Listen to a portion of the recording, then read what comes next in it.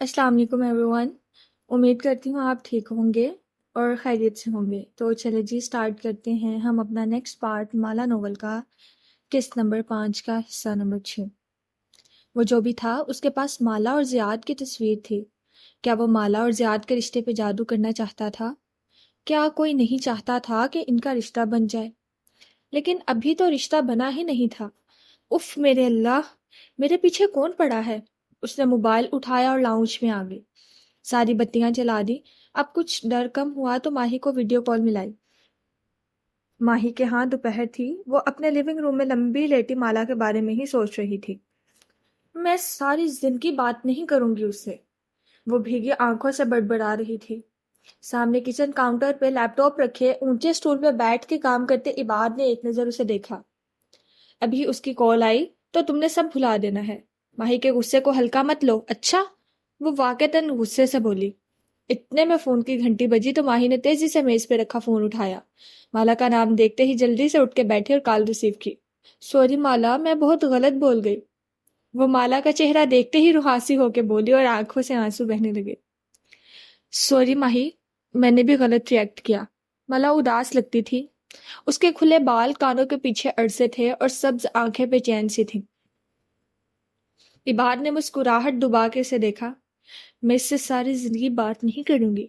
जेरे लब माही की नकल उतारी। माही ने चेहरा उठा के उसे खफके से देखा। बहनों के दरमियान ना बोलो, अच्छा? फिर वो माला की तरफ मुतवज्जा हुई और गीले चेहरे के साथ मुस्कुराई। और सुनाओ, कैसी हो? बहनों की नाराजगी ऐसे ही होती है। कोई एक बात कर ले तो सारे गिले शिकवे भूले जा सकते हैं। फिर से ख्याल आया, तुम्हारे यहाँ तो रात होगी, क्या हुआ? मुझे बहुत बुरा स्लीप पैरालिसिस हुआ है और एक ख्वाब भी आया है। चौंका। वो एक बुरा ख्वाब नहीं था बल्कि आगाही देने वाला ख्वाब था, इसीलिए वो माही को सुनाई गई। मैं उस आदमी को पहचानती थी ख्वाब में, जैसे उसकी शक्ल किसी से मिलती है। कुछ शनासा सा था। उफ माही, मुझे याद क्यों नहीं आ रहा? वो बेबस नजर आ रही थी। माही ने गौर से उसे देखा। अब तुम्हें यकीन आया माला कि ये जो सब हमारे साथ हो रहा है इसमें जादू और जिन्नात का हाथ है? माला ने तकान से उसे देखा और कंधे झुकाए। शायद। शायद तुम अब भी शायद कह रही हो? लड़की, होश करो। कोई है जो हम पे जादू कर रहा है, यकीनन। कबीरा ताई ने कोई आमिल हायर किया होगा। हमें कंफर्म थोड़ी है कि ये कबीरा ही है। वही है, मैं बता रही हूँ माला, ये वही है। माँ की सबसे बड़ी दुश्मन। माही तेज तेज कह रही थी। हमें माँ का मजीद ख्याल रखना होगा। सुबह शाम रुकिया पढ़नी होगी। माँ पे मुसलसल दम करना होगा। नागा नहीं होना चाहिए। माला ने सर हिला दिया। मैं माँ के साथ हूँ, वो ठीक हो रही हैं। अब कुछ नहीं होगा। उसने बड़बड़ा के जैसे खुद को तसल्ली दी। वैसे माला, हमारी लड़ाई उस कमबख्त माहिर फरीद की वजह से हुई है। खुद तो फारिग है। तुम्हारा ताकुब करने के अलावा उसे कोई काम नहीं। हमें भी टेंशन में डाल दिया। फारिग तो है लेकिन बातें कैसी बड़ी बड़ी करता था। वो याद करके बताने लगी। रात के 3 बजे कैफ की बातें याद करना भी अजीब लग रहा था। इंसान पैसे से नहीं जीत सकता, बिजनेस करने के लिए ये चाहिए होता है, वो चाहिए होता है। हाँ। सर झटका। इसे क्या मालूम बिजनेस की स्ट्रगल क्या होती है? उसके पास तो बाप का पैसा था। और क्या कहता था? माही उसको गौर से देख रही थी। वो जहीर के धोखा देने पे इतनी डिस्टर्ब नहीं हुई थी जितनी कैफ की वजह से लग रही थी। उसे सुबह सुबह गोल्ड, करेंसी, स्टॉक मार्केट सबके रेट्स मालूम होते थे। उसके लहजे में बताने लगी। मैं कैफ हूँ, मुझे पता होता है। और उसे याद आया, मैं वक्त और पैसा वहां जाया नहीं करता जहां मुझे मुनाफे की उम्मीद ना हो। ये तो किसी फिल्म का डायलॉग है शायद। माही को ये बात शनासा लगी। वो कदरे हैरान हुई, फिर कुछ सोच के हंसी आई। इतना अमीर था वो। बख्त भी और सलीम के साथ गुजारा कैसे किया होगा? अलबत्ता माला नहीं हंसी, वो उदास थी। इसीलिए वो हमारे घर में नहीं रहता था। यहाँ सिर्फ हम पे नजर रखने आता था। उसके स्टैंडर्ड ऊंचे थे। वो हमारे घर से कुछ नहीं खाता था, सिर्फ कॉफी पीता था। एक जख्मी मुस्कुराहट उसके लबों पे फैल गई। उसने खटाई भी नहीं खाई थी क्योंकि वो बेकरी आइटम्स नहीं खाता था। वो अक्सर स्याह और सफेद पहनता था। माही ने समझ के सर हिला दिया। मुझे एक आर्किटेक्ट ने बताया था कि जो आर्किटेक्ट्स अपने काम से जुनून की हद तक मोहब्बत करते हैं ना, वो सिर्फ स्याह और सफेद पहनते हैं। हालांकि मैं तो सारे कलर्स पहनती हूँ। शुक्र है तुमने याद करवा दिया कि तुम भी एक आर्किटेक्ट हो। हम तो भूल गए थे। दूर बैठे काम करते बाद ने लुकमा दिया। माही ने उसे नजरअंदाज कर बात जारी रखी। सुनो माला, بات کا خیال ہے کہ تمہیں پولیس کو انوالو کرنا چاہیے. یہ پاکستان ہے ماہی، یہاں پولیس کچھ نہیں کرتی، صرف بدنامی ہوگی ہماری. پھر اس نے سر جھٹکا. وہ ایک فراڈ تھا اور شکر ہے وہ میری زندگی سے نکل گیا. پھر خیال آیا تو تیزی سے بولی، ماہی سوچنا بھی مت کہ تم اسے کانٹیکٹ کرو گی، نہ ہی تم اسے انٹرنیٹ پہ سرچ کرو گی، ورنہ میں بہت ناراض ہوں گی. نہیں کروں گی، پکا وعدہ، ماہی نے مسکرا کے کہا. مجھے ویسے ہی سارے بات کو دیکھ کے جلدی سے تصحیح کی. اکثر امیر لوگ برے لگتے ہیں، تم سوچو بھی نہیں کہ میں اس کمبخت گھٹیا دھوکے باز ماہر فرید سے کبھی بات کروں گی. اس نے مسکرا کے اپنی بہن کو یقین دلایا. مالا اداسی سے مسکرا دی. پھر وہ اپنے اسٹوڈیو میں چلی آئی. وہاں ایک دراز میں اس نے کیف جمال سے منسلک چیزیں رکھی ہوئی تھی. اس کے کاغذات، امپلائمنٹ کارڈ، شناختی کارڈ کی کاپی، سی وی، سب کچھ جعلی تھا. اس نے سب جمع کر کے ٹیبل پہ رکھا اور وہیں بیٹھ کے بس اسے سب کو دیکھے گئی. ملال، افسوس، اس شخص کی وجہ سے وہ اتنی کڑوی ہو گئی کہ اپنی بہن سے لڑ بیٹھی. ایسا نہیں تھا کہ ماہی اور اس کی لڑائی نہیں ہوتی تھی. ٹین ایج تک ہفتے میں 2 لڑائیاں ملازمن ہو جاتی تھی، لیکن جب سے ماہی کی شادی ہوئی تھی ان کی ایک لڑائی 2 ماہ میں ایک دفعہ ہوتی تھی. فاصلے کی وجہ سے لڑائیوں میں کئی ماہ کا گیپ آنے لگا. بہن بھائیوں کی لڑائیاں اس دنیا کی سب سے نارمل چیز ہیں، لیکن یہ لڑائیاں کسی تیسرے کی وجہ سے نہیں ہوتی تھی. اسے کیا ہوتا جا رہا تھا؟ فجر کے بعد وہ اپنے کمرے میں آئی تو ماں اٹھ بیٹھی تھی. بخت بھی ساتھ بیٹھی ان کے بالوں کی چوٹی بنا رہی تھی. آپ کب جاگی؟ وہ فکر مندی سے کہتی ان کے قریب آئی اور ان کا ہاتھ تھام کے ان کے ساتھ بیٹھی. کتنے دن سے وہ ان کو توجہ نہیں دے رہی تھی، صرف کیف کی وجہ سے. ماں نے اپنی جھریوں ذرا بھوری آنکھوں سے اسے دیکھا اور مسکرائی. پھر اس کے ہاتھ پہ اپنا بوڑھا ہاتھ رکھا. تم اوپر اسٹوڈیو میں تھی؟ یقیناً کام کر رہی ہوگی، اتنا قیمتی کام ہے تمہارا، میری وجہ سے تم کام بھی نہیں کر سکتی، وہ ملال سے کہہ رہی تھی. وہ وہیں سن بیٹھی رہ گئی. ماں نے اس کے کام کو قیمتی کہا تھا. کتنے برسوں سے یہ وہ بات سننا چاہتی تھی اور کیا قیمت ادا کی تھی اس بات کی. ماں، اس کی آنکھیں بھیگنے لگی. مالا، میں تو اب ٹھیک ہوں، پھر تم کیوں؟ وہ ہچکچائیں جیسے الفاظ تلاش کیے. بیٹے، تم اپنے آپ کو بہت محنت سے اس مقام تک لائی تھی، تم نے بہت لگن سے اپنی زندگی تعمیر کی تھی، تم واپس کیوں بدل رہی ہو؟ انہوں نے ایک ہاتھ اس کے بالوں کو چھوا جو الجھے ہوئے جوڑے میں بندھے تھے. تم اتنے برسوں کی محنت کو کیسے ضائع کر سکتی ہو؟ اور یہ وہ لمحہ تھا جب کشمالا کسی خواب سے جاگی. بس ایک لمحے میں دکھ ڈپریشن کے مرحلے سے نکل کے قبولیت کے سٹیج میں داخل ہو گیا. بس ایک لمحے میں اس نے قبول کر لیا کہ کیف اس کی زندگی سے جا چکا تھا. میں واپس نہیں بدلوں گی ماں، اس نے مسکرا کے ان کا ہاتھ تھاما. میں کشمالا ہوں، میں کسی کی وجہ سے بھی اپنے آپ کو نہیں بدلوں گی. میں آج سے کام پہ واپس جاؤں گی، اوکے؟ مسکرا کے نم آنکھوں سے انہیں یقین دلایا. ماں بھی نرمی سے مسکرا دی. بخت بھی پیار سے ان کے بالوں میں برش پھیر رہی تھی. ان کے بال آج بہت زیادہ گرے تھے. شاید گرم دواؤں کا اثر تھا، شاید. دفعتاً فون کی ٹون بجی تو اس نے چونک کے موبائل سکرین پہ دیکھا. امی اور میں کچھ دیر پہلے ہی پاکستان پہنچی ہیں. زیاد کا میسج وہاں جگمگا رہا تھا. گزشتہ روز لاہور میں ان کے ایک رشتہ دار کی وفات ہو گئی تھی، یقیناً اس وجہ سے ان کو آنن فانن آنا پڑا. میں چاہتا ہوں کہ میں اور آپ ایک دفعہ مل کے بات کروں.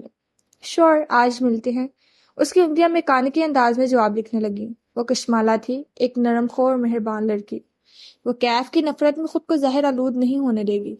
وہ کیف کو بھلا کے اپنی زندگی میں واپس جائے گی. وہ ایک برا خواب تھا جو ختم ہو چکا تھا. اسے زیاد کے رشتے کے متعلق سوچنا تھا، کام پہ فوکس کرنا تھا، ماں کو توجہ دینی تھی. اس کی زندگی میں بھی اور بہت غم تھے، کیف کے سوا. بطور آرٹسٹ آپ کورنگ کیوں اچھے لگتی ہیں؟ مالا آئینے کے سامنے کھڑی تھی. گیلے کنڈیشنڈ بال شانوں پہ بکھرے اور وہ نرمی سے ان کو برش کر رہی تھی.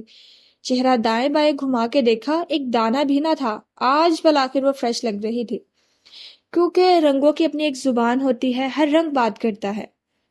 ماہر سیاہ پینٹ اور سفید شرٹ میں ملبوس آئینے کے سامنے کھڑا اپنی ٹائی کی نوٹ باندھ رہا تھا.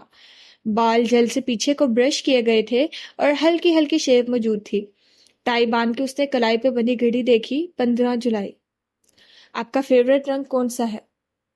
مالا الماری کے سامنے کھڑی ہینگر سے اویزا کے کپڑے دیکھ رہی تھی. چند ہینگرز آگے پیچھے کیے اور پھر ایک جوڑا نکالا. سفید لمبی قمیض اور ٹراؤزرز کے ساتھ اور گنزا کا سیخ دوپٹہ، سرخ. ماہر نے ڈریسنگ روم کا دروازہ کھولا تو نفاست سے آرگنائز کیے کفلنگس اور گھڑیاں سامنے تھیں۔ اس نے کیف والے کفلنگس نکالے اور مدھم مسکراہٹ کے ساتھ انہیں پہننے لگا۔ گڈ لک کے لیے۔ سرخ کیوں؟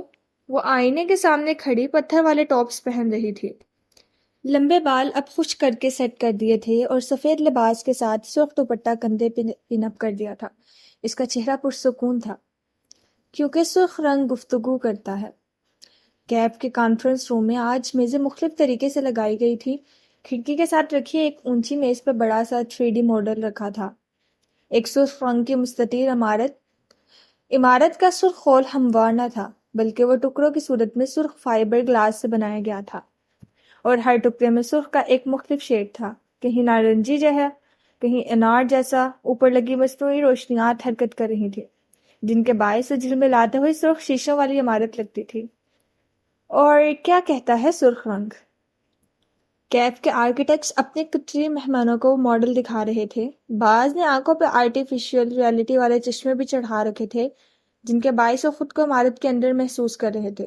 سیاہ سوٹ میں ملبوس ماہر فرید خاموشی سے ایک معمر قطری آدمی کے چہرے کا جائزہ لے رہا تھا، جو مسکرا کے ان کی پریزنٹیشن دیکھ رہا تھا۔ فیصلہ اس کے ہاتھ میں تھا۔ سرخ کہتا ہے کہ مجھے یاد رکھو۔ مالا نے الماری کھولی اور جھک کے جوتوں والا خانہ دیکھا، جہاں قطار میں جوتے لگے تھے۔ وہ سرخ جوتے ایک ساتھ رکھے تھے، سرخ فلیٹ جوتے اور سرخ ہائی ہیلز۔ اس نے مسکرا کے ہائی ہیلز نکالے۔ یہ رنگ توجہ کھینچتا ہے یا تاریخ میں لکھا جاتا ہے؟ طویل کانفرنس ٹیبل کے گرد تمام افراد بیٹھے خاموشی سے سن رہے تھے۔ اب ماڈل وسط میں رکھا تھا، ایک طرف بڑی اسکرین پہ پریزنٹیشن چل رہی تھی۔ ماہر فرید ہاتھ ہلاتے ہوئے وہاں چلتی سلائیڈز کی وضاحت کر رہا تھا۔ بار بار اس کی نظریں معمر قطرے کی طرف اٹھتی۔ اس کا چہرہ مسکراتا بے تاثر تھا۔ ریڈ رائڈنگ ہوڈ کا چگا کسی اور رنگ کا ہوتا تو یاد نہ رہتا۔ وہ ریسٹورانٹ میں داخل ہوئی تو کافی کے روسٹ ہوئے دانوں کی خوشبو نتھنوں سے ٹکرائی۔ وہ متلاشی نظروں سے ادھر ادھر دیکھتی لکڑی کے زینے تک چلی آئی۔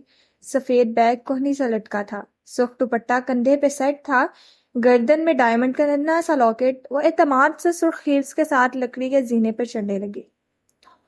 ریڈ شوز والی فیری ٹیل میں لڑکی کے جوتے سیاہ ہوتے تو بھول جاتے، لیکن ان کی رنگت کی سرخی نے انہیں یاد رکھوایا۔ ماہر ریموٹ کے بٹن دباتا سلائیڈز بدل رہا تھا۔ طویل میز پہ بیٹھے افراد اسے سن رہے تھے۔ زرینہ اور دوسرے آرکیٹیکٹس درمیان میں چند باتوں کا اضافہ کرتے تھے۔ معمر قطری اسی مسکراہٹ کے ساتھ سر ہلا رہا تھا۔ سرخ خون کا رنگ ہے، اور آگ کا بھی۔ ٹانگ پہ ٹانگ جمائے بیٹھی زرینہ نے ماہر کی نگاہوں کے تعاقب میں کانفرنس ٹیبل کے ایک دھانے پہ بیٹھے بوڑھے قطری کو دیکھا، اور پھر دوسرے دھانے پہ کھڑے اپنے پروجیکٹ کے بارے میں بتاتے ہوئے ماہر کو۔ وہ ماحول کا تناؤ محسوس کر سکتی تھی۔ جب آپ سرخ پہنتے ہیں تو آپ کے جانے کے بعد بھی آپ کا ذکر کیا جاتا ہے۔ زیاد سلطان کھڑکی کے ساتھ ایک میز پہ بیٹھا اسے دیکھتے ہی مسکرا کے اٹھ کھڑا ہوا۔ ایک نظر اس پہ ڈالی، وہ مسکرا کے اعتماد سے چلتی اس کی طرف آ رہی تھی۔ مگر بہت سے لوگ سرخ سے غیر آرام دہ بھی ہوتے ہیں۔ وہ کہتے ہیں کہ سرخ ٹو مچ ہے۔ معمر قطری مسکرا کے نوٹس لے رہا تھا۔ ماہر اب اس کی سیٹ میں کانفرنس ٹیبل کی سربراہی کرسی پہ بیٹھا تھا، ہاتھ ہلا کے عربی میں بات کرتے ہوئے اپنا مدعا بیان کر رہا تھا۔ اس کے تمام اعصاب تنے ہوئے تھے۔ لوگوں کے لیے تو ہر چیز ٹو مچ ہوتی ہے، لوگوں کی سننے والے پیچھے رہ جاتے ہیں۔ انسانوں کو وہ رنگ پہننا چاہیے جس کے لیے اس کا دل چاہے۔ زیاد اور کشمالہ ریسٹورانٹ کی ٹیبل میں آمنے سامنے بیٹھے تھے اور ویٹر کافی سرو کر رہا تھا۔ کیف کے کانفرنس روم میں پیچھے طویل میز پہ بہت سے لوگ تھے، لیکن سربراہی کرسیاں صرف دو تھی، ایک دوسرے کی سیدھ میں، ایک پہ ماہر فرید اور وہ سیدھ میں رکھی کرسی پہ بوڑھا قطری۔ میں اس پروجیکٹ کو کرمزی سرخ کے نام سے پکارتا ہوں۔ ماہر فرید سربراہی کرسی پہ بیٹھا اپنے بزنس فیس پہ مسکراہٹ سجائے کہہ رہا تھا، البتہ اس کے جسم کے تمام اعصاب اس وقت تنے ہوئے تھے۔ دنیا کے میٹروپولیٹن شہروں میں عمارتوں کو نمایاں بنانے کے لیے انہیں اونچا بنایا جاتا ہے۔ وہ معمر قطری کو دیکھتے ہوئے کہہ رہا تھا، لیکن میرے نزدیک یہ استھیٹک آلودگی ہے۔ ساری اونچی عمارتیں ایک جیسی لگتی ہیں، اس لیے ہم نے پروجیکٹ کرمزی کو بہت اونچا نہیں رکھا۔ اس کی 3 منزلیں بیسمنٹ میں اور 9 منزلیں زمین سے اوپر ہیں۔ محمد کتری نے مسکرا کے سر ہلایا اور نوٹ بک میں نوٹ کیا۔ ہم نے اسے ایک چوکور بلڈنگ کے طور پہ بنایا ہے جس کی چھت برابر نہیں ہے، یعنی جیسا کہ آپ دیکھ سکتے ہیں چوکور کی 4 لکیریں ہوتی ہیں، ایک لکیر پہ ہم نے 9 فلورز ڈالے ہیں، دوسری پہ 8، ایک پہ 11۔ بیوٹیفل، محمد کتری نے نوٹس لیتے ہوئے کہا، لیکن اس کے تاثرات ویسے ہی تھے اسپاٹ۔ ہم نے عمارت کی تعمیر 4 دیواری سے شروع کی ہے، اس کا کوئی بیرونی لان نہیں ہے، اس لیے ہم نے اس کا لان اندر رکھا ہے۔ سب کی نظریں ماڈل کی طرف اٹھی، وہ چوکور عمارت اندر سے کھوکھلی، یعنی اس کے اندر ایک بہت بڑا چوکوری احاطہ تھا جس میں سبز گھاس بچھی تھی، اوپر سے اس احاطے کی کوئی چھت نہ تھی۔ لوگ کارنر یا ٹاپ فلور آفس سورج کی روشنی کے لیے لیتے ہیں، ہم نے درمیانی احاطہ بنا کے عمارت کے ہر آفس کو بھرپور روشنی اور ویو فراہم کیا ہے۔ کیفے، ریسٹورانٹ سب اسی سبز احاطے کے اندر ہیں، جیسے لیگو اسٹرکچر ہو۔ محمد کتری نے سر ہلا کے سمجھتے ہوئے کہا، وہ چوکور احاطہ بچوں کے کھیلنے والے لیگوز کی طرح تھا۔ ہمارا کانٹریکٹ یہیں تک تھا۔ ماہر نے ریموٹ کا بٹن دبا کے پریزنٹیشن بند کی اور سنجیدگی سے اپنے بوڑھے کلائنٹ کو دیکھا۔ آپ نے ہمیں ہائر کیا تھا کانسیپٹ اور اسکیل ماڈل کے لیے، آپ اس کے لیے ہمیں پے کر چکے ہیں، اب فیصلہ آپ کے ہاتھ میں ہے کہ آپ دوحہ میں اپنے بینک کی بلڈنگ کو اس ماڈل کے مطابق بنانا چاہتے ہیں یا نہیں۔ وہ بظاہر سادگی سے پوچھ رہا تھا، انداز میں بے پرواہی، لیکن در حقیقت اس کا دل زور زور سے دھڑک رہا تھا۔ اگر کیف کو یہ پروجیکٹ نہ ملا تو کیا ہوگا؟ قاسم ہوتا تو بہت خوش ہوتا۔ بالآخر محمد کتری نے مسکرا کے کہنا شروع کیا۔ وہ انگلیوں میں اپنا پین گھما رہا تھا، نظریں ماہر کے کفلنگز پہ جمی تھی۔ ماہر نے تھوک نکلا۔ بدک مسکرا کے سر کو خم دیا۔ کانفرنس روم میں ایک اداس سی خاموشی چھا گئی۔ قاسم اور میں نے کئی پروجیکٹس ایک ساتھ کیے تھے، خود تمہارے ساتھ ماہر۔ اس نے پین والے ہاتھ سے سیٹ میں بیٹھے ماہر کی طرف اشارہ کیا۔ میں نے ایک لمبا عرصہ کام کیا ہے، اس لیے آج تمہارا یہ اسٹوڈیو دیکھ کے اطراف میں نگاہیں دوڑائیں۔ مجھے خوشی ہو رہی ہے۔ قاسم دیکھتا تو زیادہ خوش ہوتا۔ ماہر نے پھر سے سر کو جنبش دی، بولا کچھ نہیں۔ یہ ماڈل بہت خوبصورت ہے، کولوسل آرکیٹیکچرل میس، اس نے انگریزی میں تعریف کی۔ وہ بس اس کی آنکھوں کو دیکھ رہا تھا۔ قطر کے عربوں کو لمبی تمہیدوں کی عادت تھی، پریکٹیکل، اکنامیکل، ممتاز اور نمایاں۔ استنبول میں یہ عمارت بنی ہوتی تو اس کی قدردانی کی جاتی۔ اس نے سانس کا وقفہ لیا اور سر کو پیچھے ٹکایا۔ ایسا کہ تھوڑی اور ابرو دونوں اٹھی ہوئی تھی۔ اور قطر میں اس انداز کا ایک ہی مطلب ہوتا تھا، نہیں۔ اس لمحے ماہر کو معلوم ہو چکا تھا کہ وہ کیا کہنے جا رہا تھا۔ اس نے دل میں ایک دعا مانگی، بہت شدت سے، لیکن پورا کنکارا۔ آہا، یہ سارے لیکن۔ ماہر نے میز پہ رکھی مٹھی بھینچ لی، البتہ چہرے پہ بےتاثر اور پروفیشنل رہا۔ لیکن ماہر، بوڑھے نے شیف کھجائی، یہ سرخ ہے۔ بالکل یہ سرخ ہے۔ ماہر نے اٹھی گردن کے ساتھ سر کو جنبش دی۔ اور ہم عربوں کو سرخ نہیں پسند۔ اس نے نفی میں سر ہلایا۔ دوحہ میں ہم اتنی بڑی عمارت سرخ رنگ میں نہیں بنا سکتے، وہاں ہمیں سرخ رنگ چاہیے ہو تو ہم مونیومنٹ بناتے ہیں، سرخ بتیوں کی روشنی ڈال کے عمارتوں کا اندر باہر سے سرخ کر لیتے ہیں، لیکن یہ سرخ بہت زیادہ ہے۔ ہم اسلامک آرکیٹیکچر کو پسند کرتے ہیں، خاکی اور فیروزی رنگ کو۔ خاکی، پین سے فرش کی طرف اشارہ کیا جو زمین کا رنگ ہے، اور فیروزی، پین کو چھت کی طرف بلند کیا جو آسمان کا رنگ ہے۔ ہم ان رنگوں سے نہیں ہٹنا چاہتے۔ پھر وہ آگے کو جھکا اور دونوں کوہنیاں میز پہ رکھ کے بغور ماہر کا چہرہ دیکھا۔ مجھے یہ ماڈل منظور نہیں، لیکن یہ رنگ نہیں۔ اس کو خاکی، نیلا یا بھورا کر دو تو میں ابھی اگلا کانٹریکٹ سائن کرنے کے لیے تیار ہوں۔ تمام نظریں ماہر کے چہرے کی طرف اٹھی۔ وہ خاموشی سے اپنے باپ کے پرانے دوست کو دیکھ رہا تھا۔ وہ اپنی بات مکمل کر رہا تھا۔ ہمارے کانٹریکٹ میں ایک شک تھی، ماہر، کہ ہم ماڈل میں اپنی مرضی کی تبدیلی کروا کے اس کانٹریکٹ کو آگے بڑھا سکتے ہیں۔ ماہر اپنی جگہ سے اٹھا، کوٹ بند کیا اور اپنے چمکتے سیاہ بوٹ سے چلتا ہوا طویل میز کے دوسرے سرے تک آیا، یہاں تک کہ وہ اب بوڑھے کتری کے بالکل سامنے کھڑا تھا۔ کتری اٹھ کھڑا ہوا، اسے چند قد میں چند انچ چھوٹا تھا۔ ہمارے کانٹریکٹ میں عبدالحمید صاحب، ایک شک یہ بھی تھی کہ اگر کیف تبدیلی پہ راضی نہ ہوا تو ہم آپ کے لیے کام کرنے کے پابند نہیں ہیں۔ تمہیں اپنی ٹیم سے مشورہ کرنا چاہیے اور سوچ کے مجھے 1 ہفتے میں جواب دینا چاہیے، اس نے نرمی سے کہا، لیکن ماہر ہلکا سا مسکرایا۔ یہ میرا آخری فیصلہ ہے۔ اس نے مصافحے کے لیے ہاتھ بڑھایا۔ زارا اور دوسرے آرکیٹیکٹس نے ایک دوسرے کی طرف دیکھا، وہ خوش نظر نہیں آ رہے تھے۔ بوڑھے نے مسکرا کے اس کے بڑے ہاتھ کو تھاما۔ ماہر اس سے گلے ملا اور 3 دفعہ اس کے دائیں رخ کو بوسہ دیا، پھر پورے ادب و احترام سے ان کے لیے وفد کو باہر آیا۔ اس کا ہر انداز کہہ رہا تھا کہ دروازہ اس طرف ہے۔ وہ رخصت ہو گیا اور اس کی ٹیم بجھی بجھی سی کانفرنس ہال سے نکل گئی تو وہ اپنے آفس میں چلا آیا، پھر خاموشی سے گلاس وال کے سامنے جا کھڑا ہوا اور باہر دیکھنے لگا۔ زارینہ اس کے پیچھے آئی، اس کا چہرہ بھی بجھا ہوا تھا۔ ماہر، ایک رنگ ہی تو تھا یار، ہم بدل سکتے تھے۔ وہ پہلوؤں پہ ہاتھ رکھے گلاس وال کے ساتھ کھڑا باہر دیکھ رہا تھا، چہرہ بے تاثر تھا۔ ٹھیک ہے، ہم نے پہلے یہ فیصلہ کر رکھا تھا کہ ہم تمہارے فیصلے سے متفق ہوں گے، لیکن یار تم نے رنگ کی بات کو انا کا مسئلہ بنا لیا ہے، تھوڑی سی لچک دکھا دیتے۔ زارا، وہ آہستہ سے اس کی طرف گھوما، اس کا چہرہ بے تاثر تھا۔ کبھی کسی کترے بوڑھے کے سامنے آئندہ ٹانگ پہ ٹانگ رکھ کے مت بیٹھنا، اٹس آفینسو۔ ماہر، زارا کے ابرو تن گئے۔ انہوں نے انکار میرے بیٹھنے کے طریقے کی وجہ سے نہیں، تمہاری عزت کی وجہ سے کیا ہے۔ میں نے تمہیں کہا تھا نا ان کو رنگ کے بارے میں پہلے سے بتا دو، وہ سرخ رنگ پہ نہیں مانیں گے، لیکن تم نے مجھے اکیلا چھوڑ دو زارا۔ اس کے انداز میں بیزاری تھی، وہ کفلنگز پہنچتے ہوئے اتار رہا تھا۔ زارا چند لمحے بے بسی بھرے غصے سے اسے دیکھے گئی۔ کفلنگز اتار کر وہ میز تک آیا اور دراز کھول کے اندر ڈالا، پھر ایک دم ٹھٹک کے رکا۔ چہرہ اٹھایا تو چونکا ہوا لگ رہا تھا۔ میرا دراز کس نے کھولا ہے شبنم؟ انٹرکام اٹھا کے شبنم کو بلانے لگا تھا جب زہرا گہری سانس لے کے بولی، میں نے کھولا تھا، میں ایک فائل ڈھونڈ رہی تھی، اندر ایک ٹوٹا ہوا بسکٹ رکھا تھا، میں نے اٹھا کے پھینک دیا کہ تم نے دیکھ لیا تو خفا ہو گئے، کسی سٹاف نے صفائی کے دوران لاپرواہی سے اندر چھوڑ دیا ہوگا۔ وہ اسے دیکھ کے رہ گیا۔ اف زارا اف، کرب سے آنکھیں میچی۔ کیا میں نے کچھ غلط کیا؟ زرینہ کے ابرو تعجب سے اکٹھے ہوئے۔ نہیں۔ اس نے گہری سانس لی اور جھٹکے سے دراز بند کیا۔ اچھا کیا جب پھینک دیا، میں نے بھی یہی کرنا تھا۔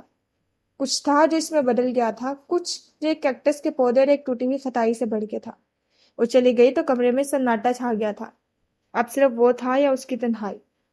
کافی شاپ میں کافی کی مخصوص خوشبو پھیلی تھی۔ وہ دونوں آمنے سامنے بیٹھے، پس منظر میں ایک ہلکا سا میوزک بج رہا تھا۔ زیاد ہمیشہ کی طرح ڈیسنٹ لگ رہا تھا، نیلی پولو شرٹ پہنے، اس کے بال سلیقے سے بنے اور چہرے پہ سنجیدگی۔ اسے اپنی ماں کی طبیعت کے بارے میں بتا رہا تھا اور وہ دھیان سے سن رہی تھی۔ معلوم نہیں انہیں کیا ہوتا جا رہا ہے کشمالا، وہ آزردہ دکھائی دیتا تھا۔ اب میں آپ کی کیفیت سمجھ سکتا ہوں، کیسے آپ اپنی امی کے لیے پریشان ہوتی تھی۔ اسے اپنا خواب یاد آیا لیکن بولی کچھ نہیں۔ چیک اپ کروایا؟ ہاں کروایا تھا، اب یہاں سے بھی کروائیں گے۔ ڈاکٹر کا کہنا ہے کہ کسی چیز کا اسٹریس ہے۔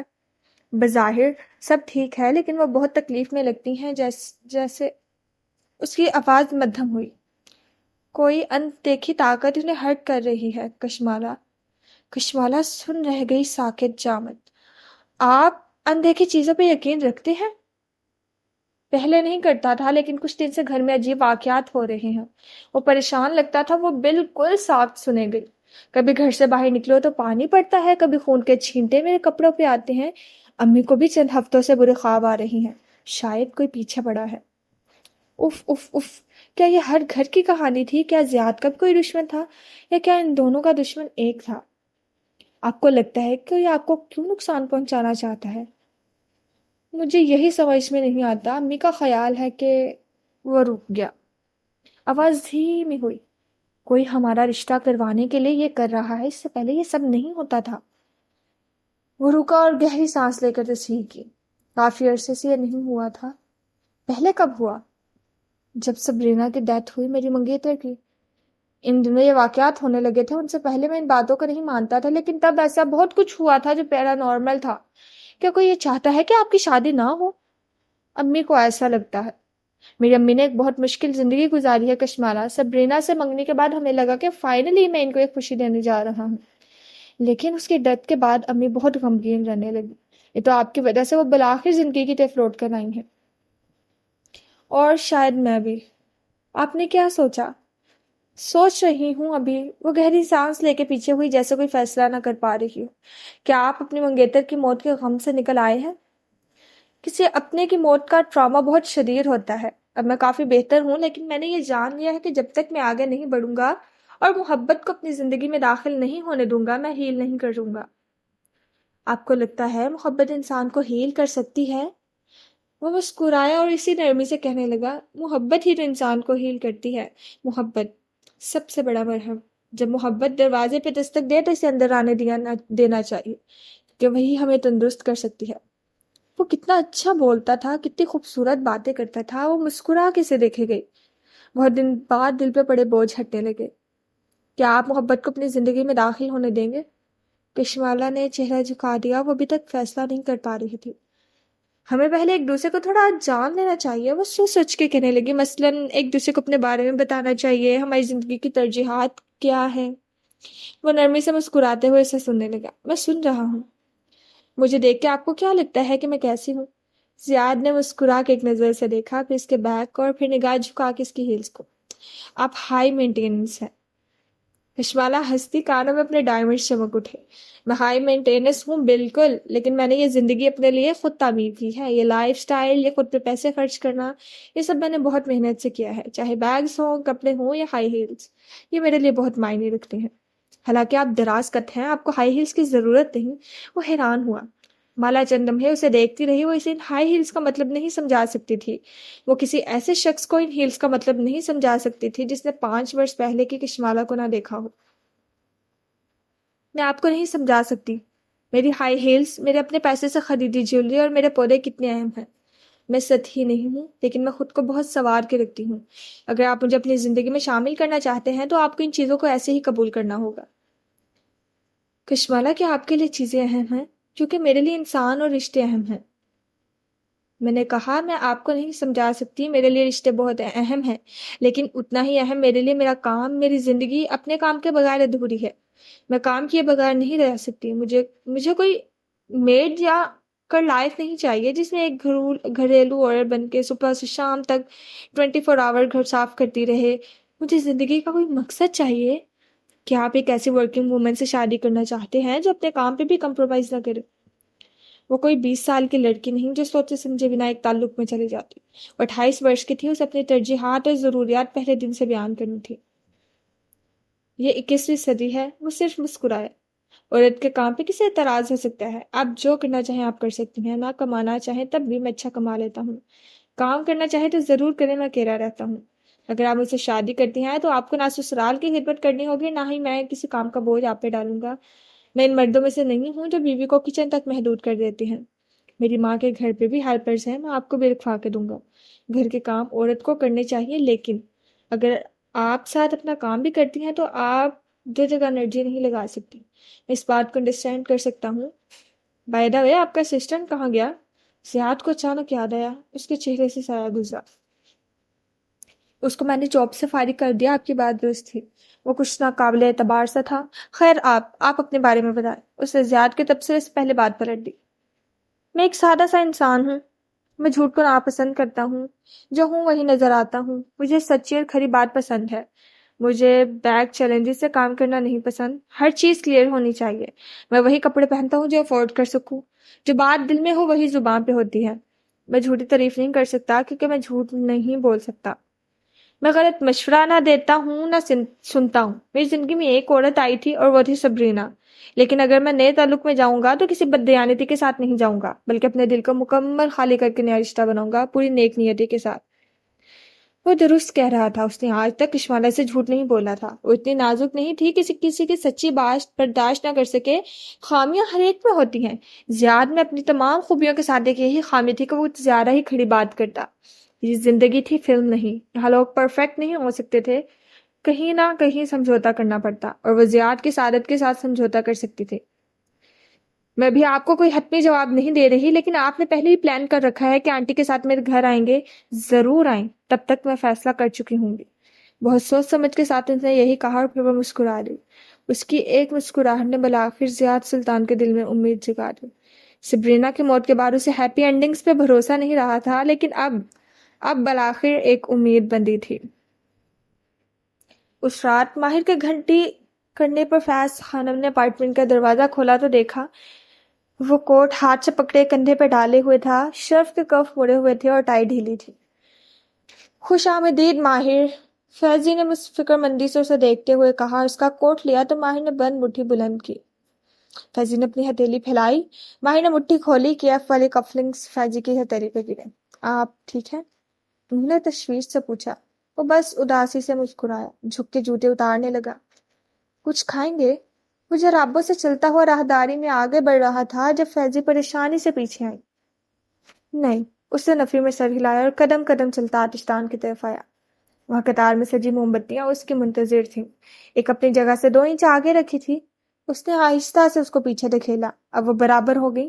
پھر اس نے جیب سے لائٹر نکالا، اس کا شعلہ کونے میں رکھی ایک موم بتی کے قریب آیا۔ موم بتی جل اٹھی۔ وہ لائٹر رکھ کے مڑا تو سامنے کچن کے کاؤنٹر پہ نظر پڑی، وہاں بیربل کی بیکری کے کیکس کے 2 ڈبے تھے۔ اس نے سوالیہ نظر سے فیض خانم کو دیکھا۔ میں نے کہا تھا گھر میں بیکری آئٹمز، یہ بیربل آپ کے لیے لایا تھا، وہ جلدی سے بولے۔ ماہر کے اوپر تعجب سے اکٹھے ہوئے، پھر وہ سسٹروی سے چلتا کاؤنٹر تک آیا۔ پہلے ڈبے کے اوپر لکھا تھا اگر پروجیکٹ اپروو ہو جائے تو اس ڈبے کو کھولیں۔ ماہر نے ڈھکن اٹھایا، اندر فونڈنٹ سے بنا ایک چکور کیک رکھا تھا جو اس وقت عمارت کی ہو کاپی تھا۔ اس کے چہرے پہ مدھم مسکراہٹ ابھری۔ پھر اس نے دوسرا ڈبہ دیکھا، اگر پروجیکٹ مسترد ہو جائے تو اس ڈبے کو کھولیں۔ ماہر نے ڈھکن اٹھایا اور دوسرا کیک نظر آیا۔ وہ ایک انسانی چہرے کی شکل کا کیک تھا، معمر کچی بینکر کا چہرہ جس کے دانت ڈریکولا جیسے بنے اور آنکھوں سے خون بہ رہا تھا۔ وہ دھیرے سے ہنس دیا، ایک ٹھیٹ، اور سر جھٹک کے ڈھکن واپس گرا دیا۔ یہ 10 منٹ میں میرے گھر سے غائب ہونے چاہیے ہیں۔ فیضی خانم کو اشارہ کر کے وہ جیب سے تھرتھراتا موبائل نکالتے ہوئے لیونگ روم میں واپس آیا۔ ایل شیپ صوفے، اونچی گلاس وال کے سیاہ سفید مخملی پردے اور آتشدان کے قریب رکھی سیاہ ونگ چیئرز سب اسے خاموشی سے دیکھے گئے۔ موم بتی پگھل رہی تھی اور سارے میں کیکٹس فلاور جیڈ لیف کی خوشبو پھیل رہی تھی۔ یہ نئی موم بتی تھی جو اس نے کل آرڈر کی تھی۔ اس کی خوشبو فیضی خانم کے لیے نہیں تھی۔ White hair calling. وہ فون ہاتھ میں لیے صوفے پہ بیٹھا اور اس کے بج بج کے ختم ہونے کا انتظار کیا۔ مالک اسے دوپہر سے کال کر رہا تھا اور وہ اس وقت مالک سے بات نہیں کرنا چاہتا تھا۔ گھنٹے خاموشی ہوئی تو مالک کا میسج موصول ہوا۔ وہ اپارٹمنٹ بلڈنگ آئی تھی، وہ جان گئی ہے۔ انگریزی کے 2 الفاظ نے ساری کہانی سمیٹ دی۔ ماہر نے کرب سے آنکھیں بند کی۔ ذہن میں گھڑی کی ٹک ٹک پاکستان آنے کے وقت سے بج رہی تھی۔ ابھی نکارا بجا تو ابھی بجا، اور بالآخر وہ بج اٹھا۔ سب کچھ جل کے راکھ ہو گیا تھا۔ یقیناً وہ ابھی سے نفرت کرتی ہوگی۔ خطائی اور کڑک چائے کی خوشبو اس نفرت کے آگے سے بھول جائے گی۔ اس نے صوفے پہ ٹیک لگا لی اور پیر لمبے کر کے میز پہ رکھ لیے۔ پھر چھت سے لٹکتے فانوس کو دیکھنے لگا۔ ہر طرف خاموشی تھی۔ بیربل بتا رہا تھا کہ فیضی خانم پہ پانی کا گلاس رکھتے ہوئے بولی۔ وہ فانوس کو دیکھتے ہوئے سنے گیا۔ اس کا سارا سٹاف بیربل کو خبریں پہنچاتا تھا کہ اگر صرف عمارت کا رنگ بدل دیتے یہ پروجیکٹ آپ کو مل جاتا۔ وہ گلاس رکھ کے سیدھی ہوئی اور ناسمجھی سے اسے دیکھا۔ ایک رنگ ہی تو تھا ماہر بے، آپ نے کیوں نہیں بدلا، آپ نے کیوں ضد کی؟ اس نے فانوس کو دیکھتے ہوئے گہری سانس لی۔ جس زمانے میں لیونارڈ ڈونچی نے مونالیزا بنائی تھی، آرٹسٹ پورٹریٹس بناتے ہوئے اپنے سبجیکٹ کا چہرہ سنجیدہ بناتے تھے، کیونکہ ایک پورٹریٹ بنانے میں کئی ہفتے لگ سکتے تھے۔ کوئی انسان ہفتوں تک مسکرا کے آرٹسٹ کے سامنے نہیں بیٹھ سکتا تھا، لیکن ڈونچی نے لیزا نامے اپنے ماڈل کے لیے موسیقار ہائر کیا جسے انٹرٹین کرتے تھے اور مسکراتے ہوئے پوز کیے رکھتی۔ یوں اس نے وہ بنایا اس زمانے کے لوگ نہیں بناتے تھے، نہ پسند کرتے تھے۔ اس نے مسکراہٹ پینٹ کی۔ اسے آرٹ کہتے ہیں۔ میں نے فیضی خانم، میں نے آرٹ بنایا تھا۔ میں اسے ایک بیوقوف عرب بوڑھے کے حوالے نہیں کر سکتا تھا، لیکن انہوں نے آپ کا ڈیزائن ریجیکٹ کر کے آپ کو افسردہ کر دیا ہے۔ فیضی کی سمجھ میں نہیں آ رہا تھا وہ کیسے اپنے مہربان مالک کے موڈ کو بہتر کرے۔ ماہر نے فانوس سے نظر ہٹا کے اسے دیکھا۔ تمہیں کیسے معلوم کہ میں افسردہ ہوں؟ کیونکہ آپ خاموش ہیں، اپنے 3 ماہ ضائع کیے اس ڈیزائن کے پیچھے۔ فیضی خانم، وہ ہلکا سا مسکرایا، گال میں گڑا بنا۔ میں افسردہ نہیں ہوں، میں سوچ رہا ہوں یہی کہ کیف کو کیسے اس مسئلے سے نکالیں گے۔ وہ واقعتاً پریشان تھی۔ صوفے کے پشت سے سر ٹکایا اس نے فیضی کو دیکھا تو اس کی مسکراہٹ گہری ہوئی۔ وہ قطری بینکر میرے پاس اس لیے آیا تھا کیونکہ ہم استنبول والے یورپ کی دوسری آرکیٹیکچر فرم سے سستے ہیں۔ ہمیں بھی اس کے نام کی ضرورت تھی تاکہ ہمارا پورٹ فولیو بہتر ہو۔ لیکن وہ سیدھا ہو کے اٹھ کھڑا ہوا۔ فیضی خانم سے کافی دراز کر وہ گردن اٹھائے اسے دیکھنے لگی، لیکن جب اس نے فیصلہ سنانے کے لیے منہ کھولا تو میں نے دعا مانگی کہ وہ میرا ڈیزائن ریجیکٹ کر دے۔ فیضی خانم کے لب حیرت سے کھل گئے کیونکہ اس نے فیصلہ سنانے سے پہلے مجھے ایک مہنگا مشورہ دے دیا تھا۔ عمارت قطر میں کام نہیں کرے گی، لیکن وہ مسکرایا، دل سے مسکرایا۔ استنبول میں کام کرے گی۔ میں اس عمارت کو ہر جگہ کے لیے ڈیزائن کر رہا تھا۔ یعنی آپ اس کے انکار سے خوش ہیں؟ ماہر نے دھیرے سے اس بات میں صحیح لایا کیونکہ میں ایک بزنس مین ہوں اور بزنس مین کا لالچ قبر میں جا کے ہی ختم ہوتا ہے فیضی خانم، اور مجھے لالچ آ گیا۔ وہ مسکرایا تو گال کا گڑا گہرا ہوا۔ میرے آرٹ کو کچی کیوں بناؤں؟ میں خود کیوں نہ بناؤں؟ وہ تحیر سے اسے دیکھ رہی تھی۔ میں نے 3 ماہ ضائع نہیں کیے ہیں، نہ ایک ہی پیسہ۔ میں نے کچی بینک کے پیسے پہ ماڈل بنایا ہے۔ انہوں نے مجھے ہر گھنٹے کے لیے پے کیا ہے. میں نے کہا نا میں افسردہ نہیں، میں صرف سوچ رہا ہوں کہ میں یہ کیسے کروں گا. اس نے موبائل نکالا اور ایک کال ملائی. وائس، میں نے تمہیں کرتال استنبول کے ایک انڈسٹریل علاقہ اپنا کمرشل پلاٹ بیچنے کے لیے کہا تھا، لیکن میرا ارادہ بدل گیا ہے. اس پلاٹ کو مارکیٹ سے ہٹا لو. میرے پاس اس جگہ کو ڈیولپ کرنے کا ایک آئیڈیا ہے. وہ اپنے ریئل اسٹیٹ ایجنٹ سے فون پہ بات کرتے ہوئے کمرے کی طرف جا رہا تھا. فیضی خانم گمسم سے اسے جاتے دیکھ رہی تھی. اس کا مالک وقت اور پیسہ وہاں ضائع نہیں کرتا تھا جہاں سے اسے منافع کی امید نہ ہو. لاہور کے گلاس ٹاؤن نامی ریسٹورانٹ میں صبح مہمانوں کا رش معمول کی طرح لگا تھا. انگریزی ناشتے، چائے کا کپ کی مہک سارے میں پھیلی ہوئی تھی. ایسے میں لان اور برآمدے کے درمیان بنی شیشوں کی دیواریں کے ساتھ فرش پر کشمالہ بیٹھی، ماتھے پہ سبز رومال باندھے وہ پینٹ کا سامان اطراف میں بکھرائے برس سے شیشے پہ آنسو بنا رہی تھی، یا شاید وہ بارش کے قطرے تھے. کوئی شیشے کی دوسری طرف سے گزرتا تو شیشہ گہرا ہو جاتا. لمحے بھر کے لیے اسے اپنے عکس بھی دکھائی دیتا، سبز رومال، چہرے پہ پینٹ کے 2 دھبے، وہی قمیض. ایک دم سے ذہن میں قدیم لاہور کی دوپہر تازہ ہوتی، گلاس ٹاؤن کے انگریزی ناشتے کی مہک پس منظر میں چلے جاتی اور اس کے دل و دماغ میں خطائیت کڑک چائے کی خوشبو پھیل جاتی. اس نے کس کی آنکھیں مینچی. مجھے کیف کے بارے میں نہیں سوچنا، مجھے اپنے بارے میں سوچنا ہے. آنکھیں کھول کے سر جھٹکا اور برش سے سرمئی پینٹ مکس کرنے لگی. اس کا چہرہ پیلٹ پہ جھکا ہوا تھا. برش کی ٹپ پہ پینٹ لگا کے سر اٹھایا تو شیشے میں اپنا عکس نظر آیا. اس کے پیچھے کوئی کھڑا تھا، سیاہ چوگے میں، ماتھے پہ نارنجی رومال باندھے. اس نے اپنے گندے میلے ناخنوں والا سیاہ ہاتھ مالا کے کندھے پہ رکھا. وہ چیخ مار کے مڑی، برش ہاتھ سے گر گیا. گھبرا کے اس وقت طرف میں دیکھا، وہاں کوئی نہیں تھا. قریبی میزوں پر لوگ مڑ مڑ کے اسے دیکھنے لگے. سوری سوری سوری، وہ ہانتے ہوئے انداز میں معذرت کرتی چیزیں اٹھانے لگی. پینٹ کے چند چھینٹے دیوار پہ جا پڑے. وہ جلدی سے انہیں صاف کرنے لگی، پھر ایک دفعہ دوبارہ مڑ کے اپنے طرف میں دیکھا. وہاں کوئی بھی نہیں تھا، لیکن اسے کندھے پہ ہاتھ کا دباؤ واضح محسوس ہوا تھا. اس کا دل ابھی تک بری طرح دھڑک رہا تھا. وہ بار بار گھبرا کے دائیں بائیں دیکھتی، ایسے لگ رہا تھا جیسے کوئی اس کے قریب تھا، اس پہ نظر رکھے ہوئے. وہ زیر لب آیت الکرسی پڑھنے لگی. کبیرہ سادان اپنے مرمری اسٹوڈیو میں کھڑے، اینک لگائے، چند آرٹیکلز کا جائزہ لے رہی تھی. سامنے مخملی ڈبوں میں زیورات کے مختلف ڈیزائن. وہ ایک ایک کو غور سے دیکھ کے آگے بڑھی. کانوں میں ہینڈ فری لگائے جن میں فرزین بیگم کی پریشان آواز گونجی. سنا ہے نگینا کی بیماری کے باوجود زیاد پاکستان آ گیا ہے. وہ جلدی ہو جہاں کے گھر جائے گا مالا اور زیاد کا رشتہ طے کرنے. لگتا ہے یہ والا عامل بھی ناکام. ہاں. کبیرہ نے مسکرا کے ایک زمرد کا جڑاؤ کنگن اٹھایا، غور سے اونچا کر کے روشنی میں دیکھا. نہیں ہوگا. کیا نہیں ہوگا؟ یہ رشتہ نہیں ہوگا، مجھے یقین. ہاں تم دیکھتی جاؤ. وہ بہت اعتماد سے کہہ رہی تھی، لبوں پہ مسکراہٹ تھی. اس صبح دوپہر تک ماہر اپنے آفس میں اب کام کرتے ہوئے کتنی دفعہ کھڑکی میں رکھے کیکٹس کو دیکھ چکا. وہ مرجھایا ہوا لگ رہا تھا، اس کی جڑیں کمزور اور رنگ بھورا پڑ رہا تھا. شبنم 2 دفعہ وضاحت دے چکی تھی، تیسری دفعہ پوچھنے پہ بھی وہ برا مان گئی. ماہر بے، مجھ سے میٹنگز فکس کروا لیں، ڈنرز ارینج کروا لیں، کہیں بھی کروں گی، لیکن میں پودوں کا خیال نہیں رکھ سکتی. میں نے پودے کبھی نہیں رکھے. آپ کے ساتھ رہ رہ کے میں بھی مشین بنتی جا رہی ہوں. مالک اسے آج بھی کال کر رہا تھا، لیکن وہ اس سے بات نہیں کرنا چاہتا تھا. مالک نے میسج کر کے کیف جمال کی کارگزاری ماہر کو بتا دی. کیف کی کزن سفورہ نے کیف سے مالک کا نمبر لے کے اسے کال کی اور اسے بہت سنائی. سر یہ بھی بتایا کہ انہوں نے کیف سے اسلحے کے زور پہ جو کام کروایا ہے اس کا حساب انہیں دینا پڑے گا، اور یہ کہ وہ لوگ اس کی دوست کے قریب نہ آئیں تو بہتر ہوگا. ماہر نے مالک کا کوئی جواب نہیں دیا، چپ چاپ اپنا کام کرتا رہا. وائی وائی وائی وائی واو، آواز پہ وہ چونکا. بیربل دروازہ کھول کے اندر آ رہا تھا. اس کا چہرہ طنزیہ مسکراہٹ سے لبریز، گھنگھریالے بال ہوا سے جھول رہے تھے. میں مصروف ہوں بھی. کی بورڈ پر ٹائپ کرتے ماہر نے سر اٹھا کے اسے ٹکان سے دیکھا. یقیناً مالک اسے بھی کیف جمال کی کتھا سنا چکا تھا. وائی بھی کیا کہا تھا میں نے تمہیں ماہر فرید؟ بیربل اس کے سامنے آیا، میز پر رکھی ہتھیلی اس کی طرف جھکا. اس کے آنکھوں میں نے کہا تھا نا والی چمک تھی. بی میرے پاس وقت نہیں ہے. اسے سختی سے اپنی بات دہرائی. ہاں ہاں ہاں، میں نے کہا تھا کہ وہ لڑکا کیف جمال تمہیں دھوکہ دے گا اور تمہیں ولن بنا کے پیش کرے گا، لیکن تم نے کیا کہا؟ بیربل میرا دماغ نہ خراب کرو. اس وقت تم نے کہا کہ بیربل ایک کیک بنانے والا آدمی ہے، بیربل ایک سنگل سورس آف انکم پہ گزارا کرنے والا آدمی ہے. وہ تن سے مسکراتے ہوئے اس کے الفاظ لٹا رہا تھا. ماہر لب بھنچی برہمی سے اسے دیکھے گیا.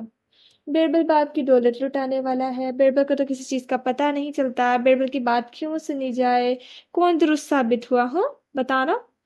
ماہر نے انٹر اٹھایا اور دبا دبا سا گھورایا. شبنم نہیں نہیں ماہر بے، میری پوری بات سنیں. وہ میز پہ ہاتھ رکھے جھکا کھڑا تپانے والی مسکراہٹ کے ساتھ کہہ رہا تھا، کیب جمال نے سے کہا ہے کہ تم ایک گینگسٹر ہو، تم نے اسلحے کے طور پر اس بیچارے کو مجبور کیا۔ شبنم بھاگتی ہوئی اندر آئی اور بوکھلا کے ان دونوں کو دیکھا۔ ماہر نے بازو اٹھا کے اشارہ کیا، نکالو اس آدمی کو میرے آفس سے۔ نہیں نہیں نہیں، مجھے ذرا اپنے اسٹریٹ سمارٹ بھائی سے حساب کتاب تو کرنے دو۔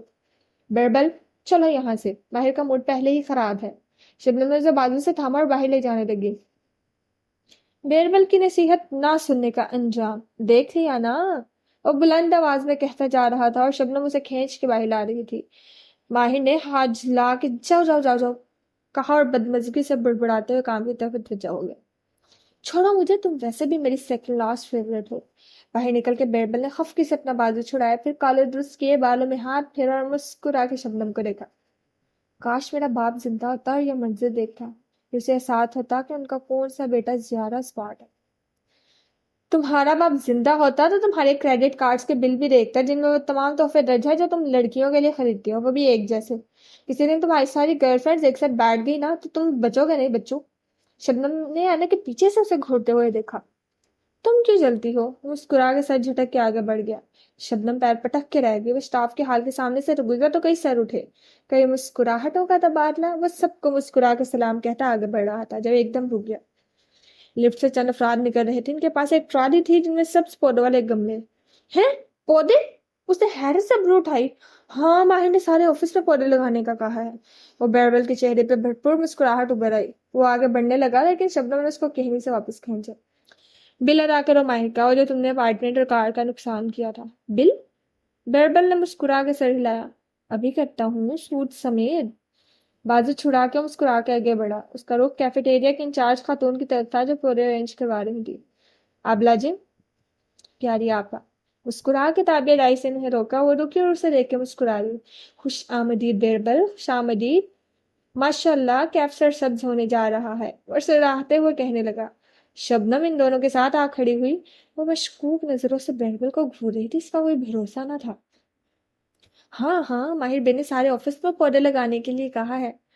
جانتی ہیں اس کی وجہ کیا ہے؟ وہ ان کی طرف جھک کے رازداری سے گیا ہوا۔ خاتون چونکی، شبنم کے بھی کان کھڑے ہو گئے۔ کیا؟ آپ کے ماہر پھر بھی جہاں چھٹیاں گزارنے گئے تھے نا، وہاں ایک لڑکی سے انہیں محبت ہو گئی، وہ کسی باغبان کی بیٹی ہے، اسی کو خوش کرنے کے لیے ماہر یہ سب کر رہا ہے۔ جہاں شبنم کا منہ کھلا کا کھلا رہ گیا، وہاں خاتون نے ہونٹوں پہ ہاتھ رکھ لیا۔ ایک لمحہ شوق میں گزرا، دوسرے ہی لمحے وہ بڑی ایکسائٹمنٹ سے بولی، واقعی کوئی لڑکی ہے کیا؟ اور نہیں تو کیا، عشق اور مشق چھپائے تھوڑی چھپتے ہیں، ورنہ۔ وہ ہنس کے بولا، اس روبوٹ کو کون بدل سکتا ہے؟ بیربل؟ شبنم نے زور سے پیر پٹکا۔ بیربل مسکرا کے ہاتھ ماتھے تک لے گیا۔ اسے اپنے باس کو میرا سلام کہنا۔ ایک آنکھ دبائی اور کندھے سے نادیدہ گرد جھاڑتا آگے بڑھ گیا، ساتھ ہی وہ زیر لب ہنستا جا رہا تھا۔ اور مانگے مجھ سے بل؟ آولا۔ شبنم پریشانی سے گویا ہوئی، یہ تو ایسے ہی بولتا رہتا ہے، جھوٹا ایک نمبر کا، پلیز یہ بات آگے کسی کو نہ کہنا۔ توبہ توبہ توبہ، میں کیوں کہوں گی، مجھے علم ہے بیربل کی عادت کا، سمجھو۔ اس نے بات کی اور ہونٹوں پہ زپ لگانے کا اشارہ کیا اور بات دفن ہو گئی۔ اسے یقین دلاتی آگے بڑھ گئی، البتہ چہرہ ایکسائٹمنٹ سے تمتما رہا تھا۔ شام سے پہلے سارے آفس کو معلوم ہو جانی تھی یہ بات۔ زیاد نے کہا، اور نگینا آنٹی اس کا رشتہ مانگنے آئیں گی، اور وہ آ گئی تھی۔ اس نے اپنے کمرے کی کھڑکی سے فروٹ باسکٹ اور مٹھائی کے ٹوکرے اندر جاتے دیکھے، جیسے روایتی خاندانوں میں ہوتا ہے، سب کچھ ویسے ہی ہو رہا تھا۔ کھڑکی سے اس نے زیاد کا ہاتھ پکڑ کے اسٹک کے سہارے چلتی نگینا آنٹی کو دیکھا، وہ پہلے کی نسبت کمزور لگ رہی تھی۔ مالا نے یاسیت سے سوچا کہ ان کا دشمن ایک ہی تھا، وہ جس نے اس کی ماں کو بیمار کیا وہی نگینا آنٹی کو بیمار کر رہا تھا۔ بیمار اللہ کرتا ہے، وہی ہنستا وہی رلاتا ہے، جادو تو بس ایک سبب ہے۔ ماہی نے اس کی بات سن کے فوراً سے تبصرہ کیا۔ ماہی کا چہرہ اس وقت اس کے فون کی سکرین پہ نظر آ رہا تھا۔ سنگھار میں اس آئینے کے سامنے اس نے فون سیٹ کر رکھا تھا، یوں کہ وہ ماہی کو دیکھتی سی اور ماہی اسے۔ وہ اپنا عکس دیکھتے ہوئے تیار ہو رہی تھی، ہلکے نم بال شانوں پہ بکھرے، سبز آنکھوں پہ بھورا لائنر لگا، دائیں بائیں گھما کے چہرے کو غور سے دیکھا، ایک پمپل بھی نہیں تھا۔ شکر، تم نے فیصلہ کر لیا؟ ابھی تھوڑا ہی فیصلہ سنا نا، ابھی وہ رشتہ مانگیں گے، پھر کچھ دن بعد ہم انہیں جواب دیں گے۔ ہماری روایت بھول گئی ہو کیا؟ مانا برشر چہرے پہ فنیشنگ پاؤڈر ہلکا ہلکا ٹیپ کر رہی تھی۔ اس نے فیروزی دوپٹے کے ساتھ ہم رنگ چکن کاری کی قمیض پہن رکھی تھی جس کے چوڑے دار آستین تھے۔ مگر تم خوش ہو نا مالا؟ ماہی سوچتے ہوئے اسے دیکھ رہی تھی۔ آج خوش ہوں۔ وہ اپنے چہرے پہ بلش لگا رہی تھی، رخسار گلابی پڑنے لگے، جو بھی ہو رہا تھا اسے برا نہیں لگ رہا تھا۔ مالا تمہیں زیادہ پسند تھا یا تھوک نکلا ماہر فرید؟ مالا کی مسکراہٹ غائب ہوئی، شاکی نظر سے اسکرین پر نظر آتے ماہی کو دیکھا۔ ظاہر ہے زیاد کیف کے بارے میں ایسا نہیں سوچتی، وہ ایک اچھا کولیگ تھا، ایک دوست کی طرح۔ مجھے نہیں پتا وہ کیا تھا، لیکن جو وہ تھا وہ نہیں تھا۔ زیاد کم از کم ایک اچھا انسان، جو نظر آتا ہے وہی ہے۔ تم اسے ابھی تک کیف کہتی ہو، حالانکہ اس کمبخت کا نام ماہر ہے۔ مالا نے جواب نہیں دیا، وہ اب کانوں میں فیروزی پتھروں والے ٹاپس پہن رکھے تھے۔ ویسے وہ کمبخت مل جائے مجھے کہیں، میں نے اس کا منہ نہ توڑ دیا تو۔ ماہی اس کا ذکر مت کیا کرو، وہ میری زندگی سے جا چکا ہے، میرا اس سے کوئی تعلق نہیں۔ لیکن تم نے اسے نفرت کرتی ہو مالا، اور نفرت کا تعلق اتنا ہی مضبوط ہوتا ہے جتنا محبت کا۔ ماہی تم اس کو نہ سٹاک کرو گی، نہ سرچ کر کے کوئی میسج کرو گی؟ اچھا، اسے ماہی کی عادت کا علم تھا، اس لیے دوبارہ تنبیہ کی۔ اور اگر کبھی اس نے تم سے رابطے کی کوشش کی تو تم جواب تک نہیں دو گی۔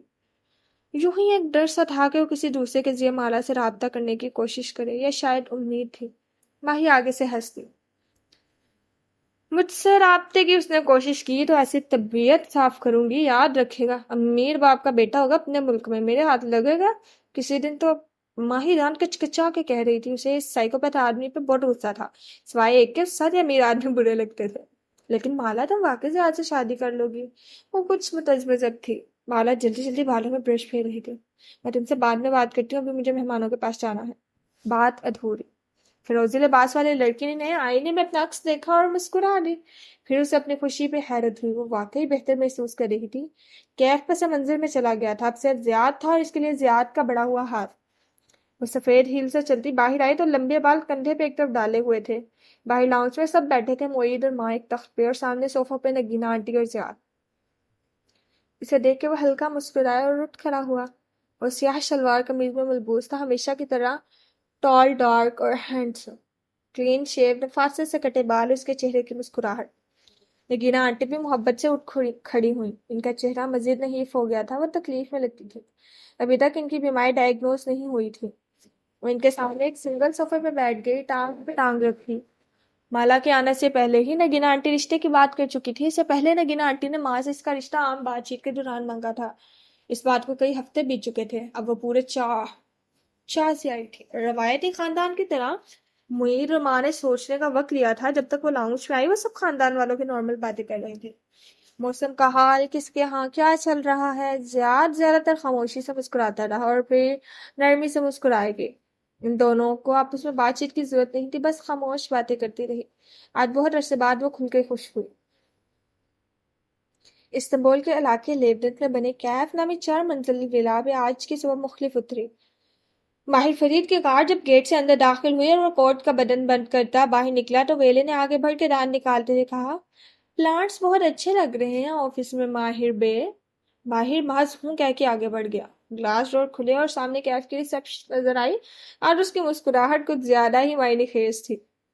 پلانٹ سے ہمارا اسٹوڈیو آفس سچ سا گیا ہے ماہر بے، اس نے مسکرا کے کہا تو ماہر نے سر کی جنبی سے تعریف وصول کی اور لفٹ کی طرف بڑھ گئی۔ یوں ہی سے محسوس ہوا کہ اس کے پیچھے بیگ لے کر آتے ڈرائیور اردو اور ریسپشن کے درمیان معنی خیز مسکراہٹ کا تبادلہ۔ پلانٹس بہت اچھے لگ رہے ہیں ماہر۔ لفٹ میں ایک آرکیٹیکٹ نے، اوپر مین ہال میں ڈیزائنرز کے گروپ نے، یہاں تک کہ صفائی کرتے خاک روب نے بھی دان نکال کے جب کہا تو وہ ٹھٹکا۔ مڑ کے اطراف میں نظر ڈالی، آنکھیں سوچنے والے انداز میں چھوٹی کی۔ اسے محسوس ہو رہا تھا اسٹاف کی نظریں اس پہ ہیں، کچھ سر اوپر ہوئے دبی دبی ہنسی۔ اس روز وہ ولی جھونے آرکیٹیکٹ اسے دیکھتی اپنا ٹیب لیا آگے، مسکرا کیسے اپنا کام دکھایا۔ اب کیسا بنا ہے؟ ماہر نے ایک نظر اس کے ٹیبلٹ کو دیکھا، سرکولیشن ٹھیک ہے اب، لیکن کہتے ہیں تو پلانٹ سیٹ کر دو۔ پلکیں جھپکا کے معصومیت سے بولے تو وہ چونکا۔ ٹیب واپس تھمایا تو وہ ہنسی ہوئی وہاں سے چلے گئی۔ وہ اسے سوچتی نظر سے دیکھنے لگا، کوئی گڑبڑ تھی۔ اس کے آفس کے باہر شبنم کا ڈیسک تھا، اسے آتے دیکھ کے شبنم غب سے سر جھکائے کچھ تلاش کرنے لگی۔ شبنم؟ جی ماہر بے، کوئی بات ہوئی ہے کیا آفس میں؟ مجھے نہیں پتا ماہر بے۔ شبنم؟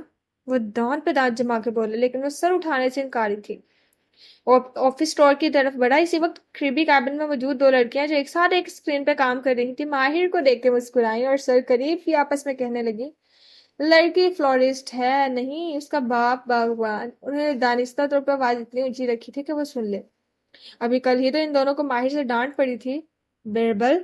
اس نے مٹھیاں بھیج لی، پھر تیزی سے واپس شبنم کے ڈیسک تک آیا.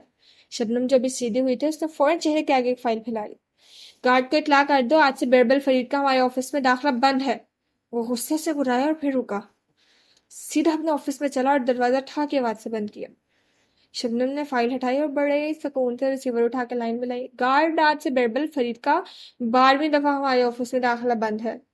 گیٹ پہ بنی کنوپی میں موجود گارڈ نے تابعداری سے اس کا فرمان سنا اور فون رکھتے ساتھ ہی والے گارڈ کو مخاطب کیا.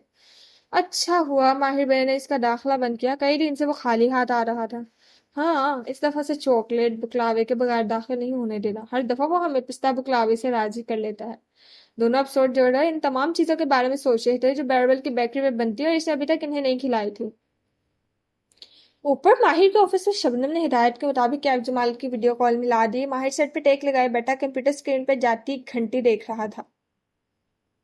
سلسلہ ملتے ہی کیف جمال کا چہرہ روشن ہوا. وہ غالباً ابھی نیند سے جاگا اور ماہر فرید کی شکل دیکھ کر اس کا چھوٹا طبق روشن ہوا. دیکھیں ماہر صاحب، وہ جلدی سے کہنے لگا لیکن ماہر نے ہاتھ اٹھا کے اسے روک دیا. پیچھے ٹیک لگائے وہ اجلی سفید شرٹ اور گرے ٹائی میں ملبوس تھا. تمہارا بزنس پلان کہاں تک پہنچا کیف؟ نرمی سے پوچھا. بنا رہا ہوں. کیف نے تھوک نکلا. اوہو، ماہر نے سر جھٹکا. کہا تھا نا تم کبھی کامیاب نہیں ہوگے، لوزر تھے اور رہو گے. خیر میں نے تمہیں اس لیے فون نہیں کیا. اس نے کڑک چائے کا گرما گرم کپ اٹھایا اور ایک گھونٹ پڑا. جانتا ہوں آپ نے کس لیے فون کیا ہے. کیف کی نیند کھل چکی تھی اور ذہن تیزی سے کام کر رہا تھا. آپ یہ یقیناً ویڈیو کال ریکارڈ کر رہے ہیں، اس میں مجھ سے جھوٹ بولنے کا اعتراف کروائیں گے تاکہ اس کی کاپی سفورہ اور کشمالہ کو بھجوا کے مجھے جھوٹا ثابت کر سکیں. لیکن میں آپ سے نہیں ڈرتا، میں نے انہیں کچھ غلط نہیں کہا، میں اپنے الفاظ پہ قائم ہوں. ماہر فرید ہلکا سانس دیا. ہمارے ہوٹل سویٹ کی میٹنگ کی ویڈیو اور آڈیو میرے پاس ہے کیف. تمہیں جھوٹا ثابت کرنے کے لیے وہی کافی تھی، لیکن مجھے اس کی ضرورت نہیں ہے.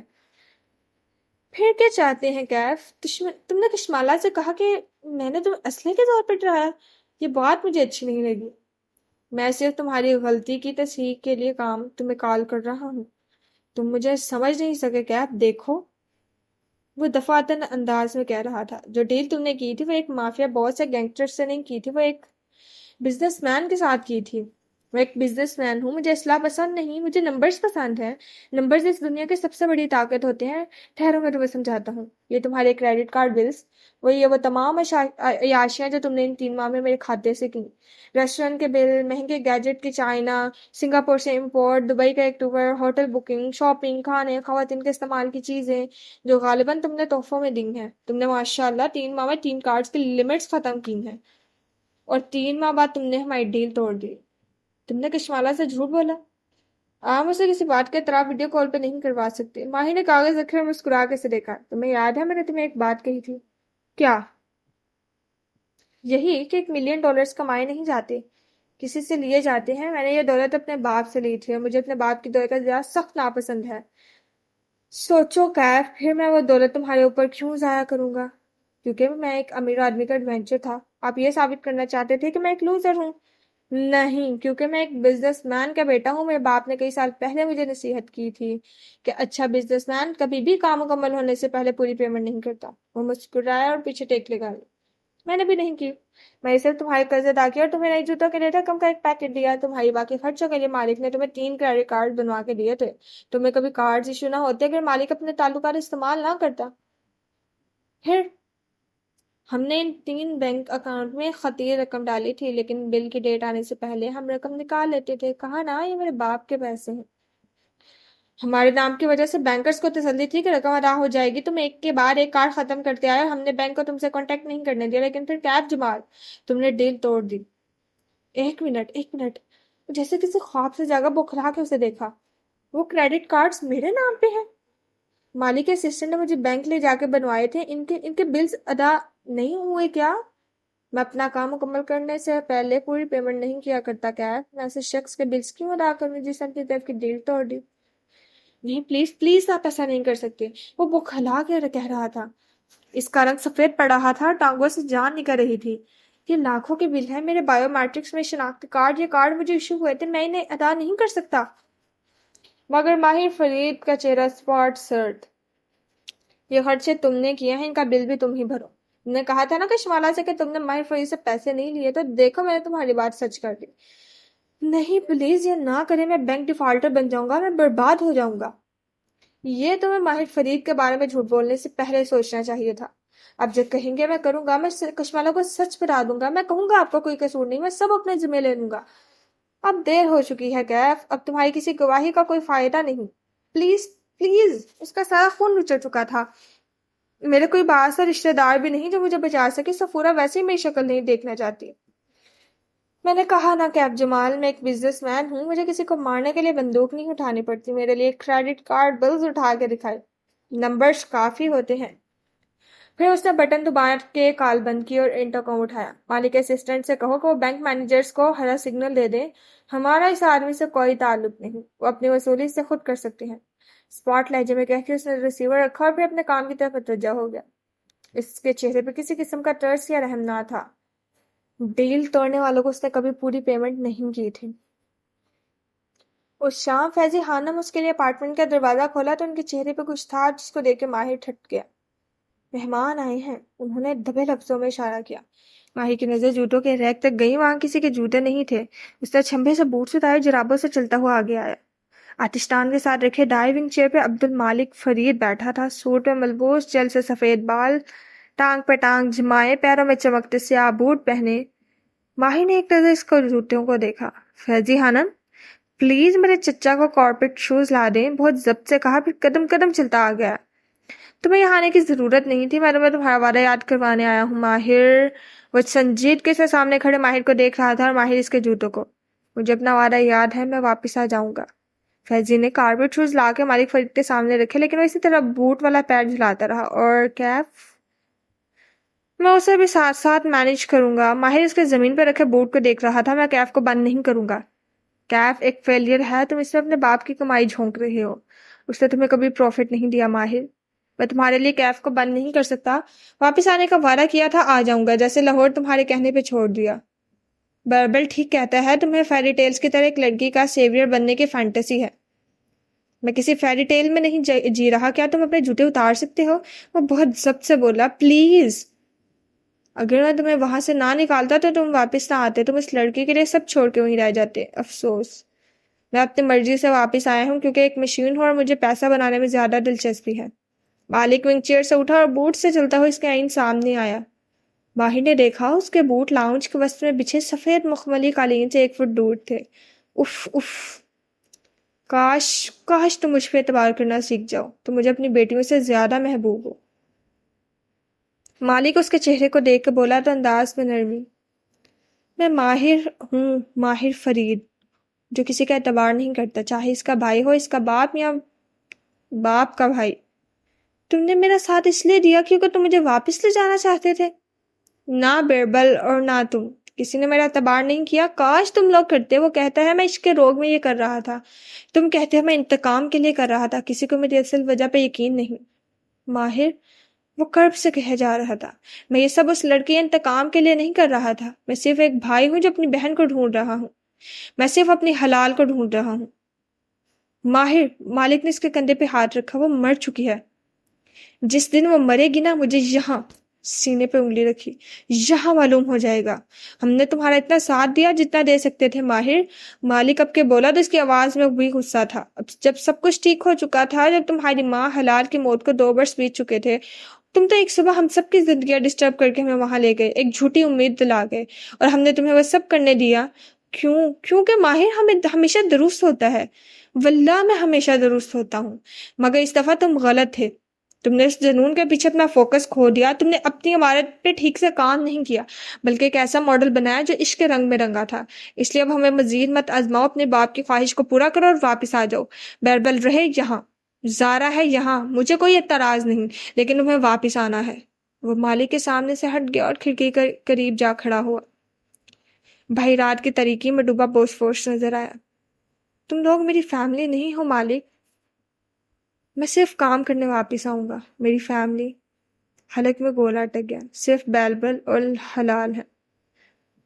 نارسسسٹ، مالک بڑبڑایا، پھر سے اپنے پیچھے جوتوں کے جانے کی آواز سنائی دی۔ کچھ دیر بعد دروازہ بند ہوا۔ فیضی خانم کو پکارا، فرش صاف کریں ابھی اسی وقت۔ فیضی موب سے فرش صاف کر رہی تھی جب اوپر سے آواز آئی. انہوں نے سر اٹھا کے دیکھا. باربل ریلنگ پہ جھکا مسکرا کے دیکھ رہا تھا. میرا مشین بھائی سامنے تو نہیں ہے؟ آہستہ سے پوچھا. نہیں نہیں. اور دوسری مشین بھی واپس چلی گئی. وہ دبے قدموں زینے اترنے لگا. فیضی نے مسکراہٹ دبا کے اسے دیکھا. جی ویسے وہ آپ کے چچا ہیں. چچا؟ وہ صرف ماہر کا ہے. مجھے لگتا ہے میں ڈاکٹر ہوں. پھر چہرے کے زاویے بگاڑ کے مالک کی نقل اتاری. بیربل بے شک آ رہے ذرا بے شک آ رہے تم واپس آ جاؤ ماہر. ہاں مجھے تو آج تک کسی نے واپس آنے کے لیے نہیں کہا. کیوں؟ اب وہ فیضی کے بالکل سامنے آ چکا تھا. راز دائی سے بتانے لگا. دراصل مالک زارا اور ماہر کی شادی کرانا چاہتے ہیں. میں چونکہ زارا کے قابل نہیں ہوں. الحمدللہ. چہرے پہ دونوں ہاتھ پھیرے. اس لیے مجھے اسے کوئی امید نہیں ہے. آپ اپنے چچا کو نام سے کیوں پکارتی ہیں؟ گلاب کو جس نام سے پکارا وہ گلاب رہتا ہے. ایسے ہی مشین کو جس نام سے پکارا وہ مشین رہتی ہے. فیضی ہنس دی. آپ کا بھائی آپ سے بہت ناراض ہے کیونکہ آپ نے اس کی ورک پلیس پہ فضول باتیں پھیلائی ہیں. ارے یار یہ جو سفید بالوں والا روبوٹ ابھی آیا تھا نا وہ اس ورک پلیس کو بند کروا کے رن لے گا. چند دن میں سب اپنے اپنے گھروں کو چل جائیں گے اور اس بات کو بھول جائیں گے. کار کا ریموٹ ہاتھ میں گھماتا ہوئے انہیں الوداع کہتے دروازے کی طرف بڑھ گیا. فیضی حنم خاموشی سے اسے جاتے دیکھتی رہی. پھر وہ ایک نظر انہوں نے مینٹل شیلف پہ رکھی کینڈلز کے ساتھ پڑے فریم کو دیکھا. وہ آج بھی الٹا رکھا تھا.